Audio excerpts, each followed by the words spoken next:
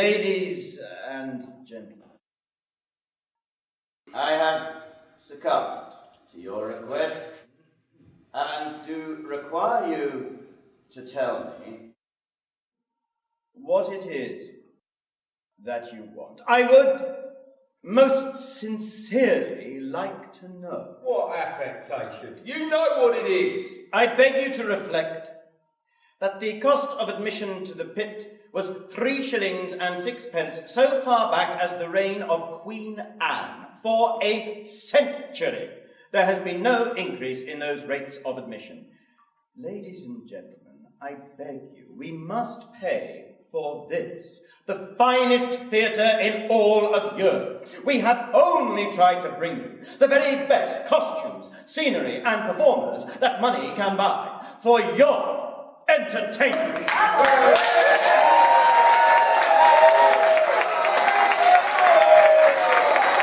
You speak well, Campbell. You speak well. But who was it who decided to have no insurance? You, Campbell, not us. We will not be held responsible for your mistakes. We will not bail you out. What is left of a man's life and line? Your works, your fortune, your good name. If in your own times you win not the prize, what profits you to have it when you're gone? I am as Caesar is, or Antony, or Hamlet, dead to this world, never to come again.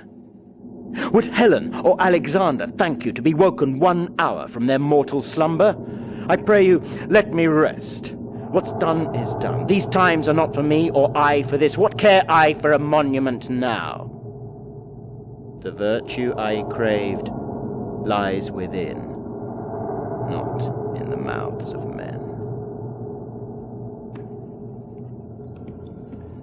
All my martial feats have come to naught, and all my other services for my prince, all the works of my life seem to me now but dreaming, as the remembrance of a hobby horse, which in my childhood I did dote upon.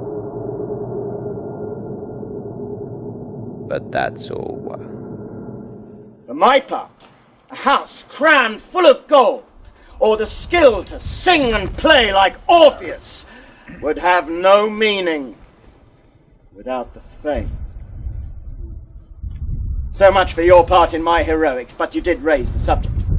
As for my marriage, my royal marriage, that was a clever decision, you must agree, as well as a sensible one. The best thing, too, really, for you and the boys. No, wait a minute. When I arrived here from Iolcus, weighed down by a series of disasters, what greater ambition could I have had as an immigrant than to marry the king's daughter? It was not.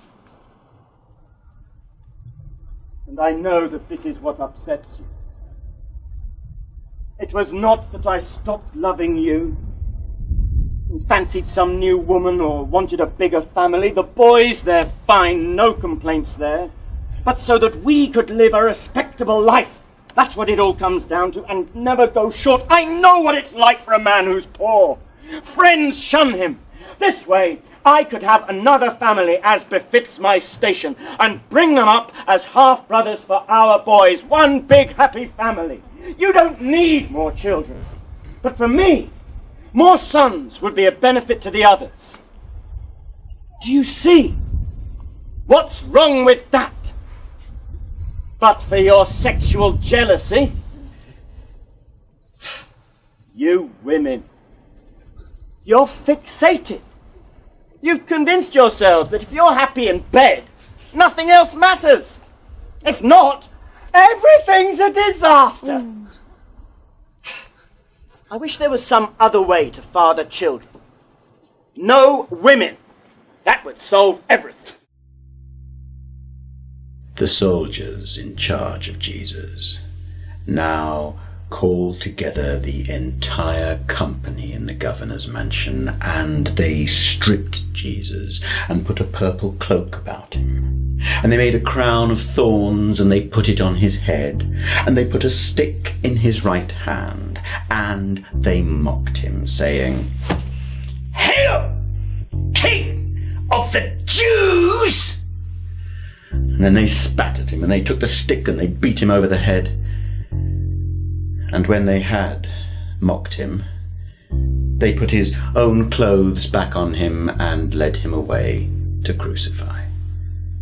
And as they went, they found a Cyrenian, Simon, and they forced this man to come and lift the cross. Coming to the place called Golgotha, the place of the skull, they gave him wine mixed with vomit, which he tasted but did not drink. And when they had crucified him, they divided his clothes and drew lots for them as they guarded him. And they put a sign above his head with the charge against him written, "This is Yeshua, the King of the Jews." And then 2 rebels were crucified with him, one on the right and one on the left. And the passers-by abused him, saying, "Ha! Destroy the temple and build it up again in 3 days? Let him come down from the cross and we'll believe in him. King of Israel, is he? He saved others, but he can't save himself. Let God rescue him now if he wants him, for he said, 'I'm the Son of God.'" And the rebels crucified with him abused him in the same way. At noon, a darkness fell on all the land until 3. And at 3, Jesus cried out in a great voice, "Eli, Eli, lama sabachthani," which translated means, my God, why did you leave me?"